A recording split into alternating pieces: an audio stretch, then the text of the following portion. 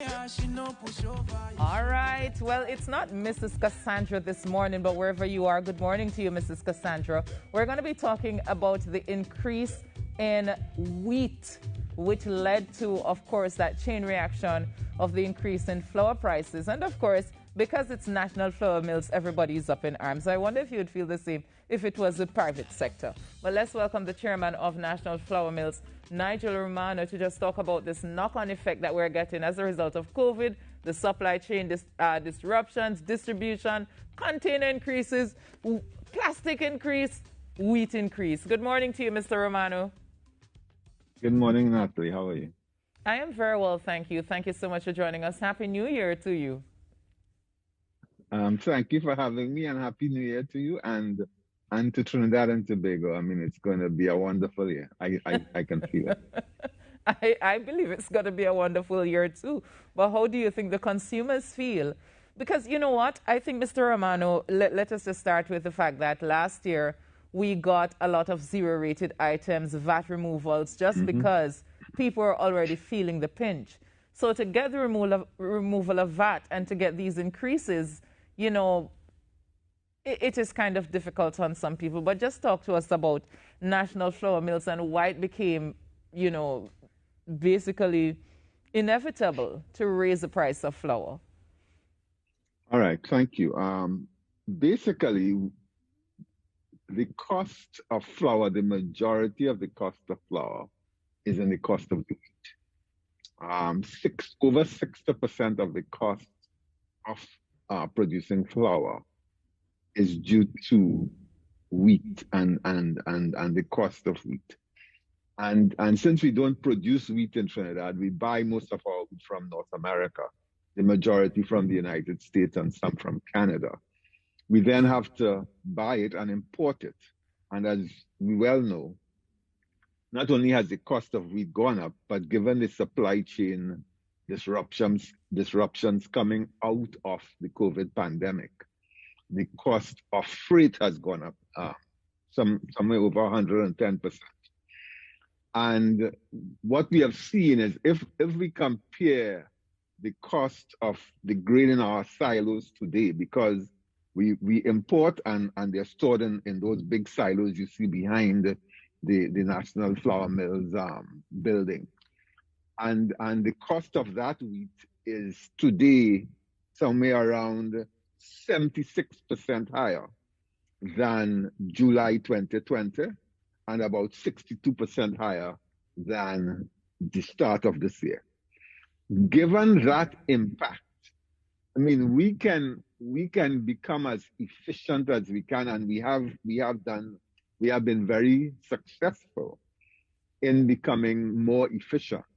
But given that increase in the main input, it's almost impossible to not have a price increase.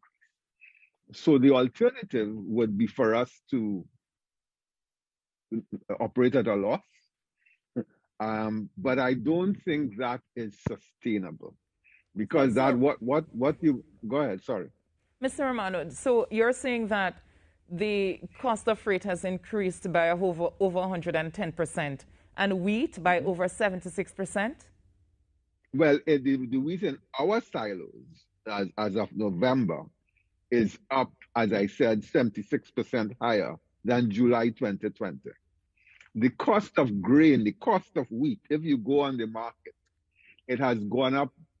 I mean, and we're talking about the movement in prices, because we go in and buy as we see opportunities, and the price is always moving.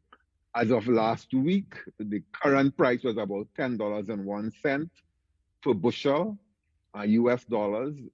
It was $5 in the middle of last year. So you have that kind of increases. That's 100%. But when you look at our silos, it's up 76% versus July 2020 and 62% versus January 2021. So if you say most of the cost of flour is in the wheat, how comes we're seeing the increases from NFM just between 15 to 22%? Well, The point is we are not going to pass on all of the increase to the consumer. We have to, because if I look at it again, my cost has gone up about $48 million from January to December. At current prices, when I say when we go out to buy and replace the inventories in our silos, we're looking at a 62% increase, or about $65 million increase in the cost. All right? That price increase should allow us to cover that shortfall. But this is a All right? publicly traded company, though. How important is it for it to be profitable? It's very, very well. Whether let me just stick up in there. I don't believe that because you are not publicly traded or because you are government that you have to operate at all. That makes no sense, because what in effect happens is that taxpayers are then forced to subsidize your loss making. And let me explain another thing. NFM's plant was commissioned in 2006. So this year it will be 16 years old. All right. We have to not only maintain that plant, but start putting aside so that we could invest in upgrading the plant. The packaging equipment that we use to pack the flour is over 40 years old. We need to be looking to invest in that. This price increase that we are looking at here would allow us to break even on flour and increase our profitability, because flour is not the only thing we sell. We have the feed, we have the dry mixes, that kind of stuff. So that's why we are able to not go the full hog, because we're not only producing flour. There is different divisions in NFM. In fact, for 2021, we are looking at a $14 million loss on the flour division. We will make a profit overall, but the flour division. So Mr. Romano, let me challenge you then. Are you suggesting that the cost of flour will be subsidized by the government if it is that your increases are not matching the increases that we've seen on the market?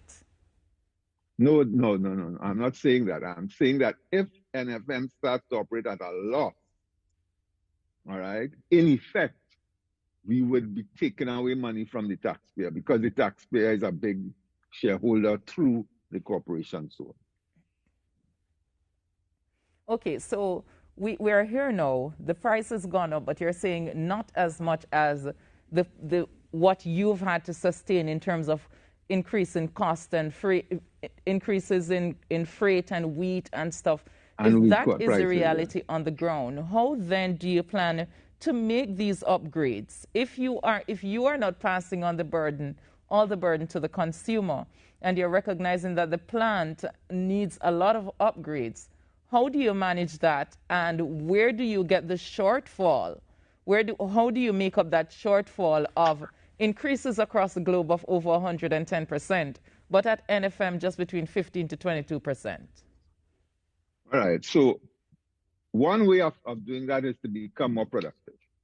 And in 2021, our cost of labor, on the direct cost of labor in manufacturing, dropped by 9%. Our finance costs, small in the overall scheme of things, our finance costs came down 58%. And when we look at the admin cost and the selling and admin, all of those are coming down. So the challenge is to become a lot more efficient. Again, limited, but this is the first step towards getting us to a stable foundation going forward. Right. So to the retailer, an increase between 15 to 22%. What's the increase to the consumer, though? To the wholesale, it's 15 to Sorry, 22%. right, wholesalers, my apologies. Hibiscus flower, based on the intervention of the ministry and the appeal, we have reduced the increase there to 10%. And on the Ibis, which is our flagship brand, we dropped the increase from 19 to 17%. But the wholesale market will still be in that 15 to 22% range, Okay, averaging so about 19%. 17% increase to the consumer on the Ibis and 10% on Ibis. the hibiscus. The hibiscus, yes. What's the difference between the two brands? That's a good question. I believe, and I'm not an expert, I'm a finance expert, not a flower expert, but I think the Ibis brand has more protein. It's a richer brand. It can do a range of breads and that kind of stuff. The hibiscus will be more for the simple stuff, the bakes, the sada roti, that kind of stuff. Okay, so then, understanding the difference in the prices. So, Mr. Romano, with this increase, so one of the things, sorry, go ahead. When are these increases to take effect? Today. Today. So yes, you're saying today to me, once we go to the supermarkets from today, the prices for those two particular brands of flour will be different?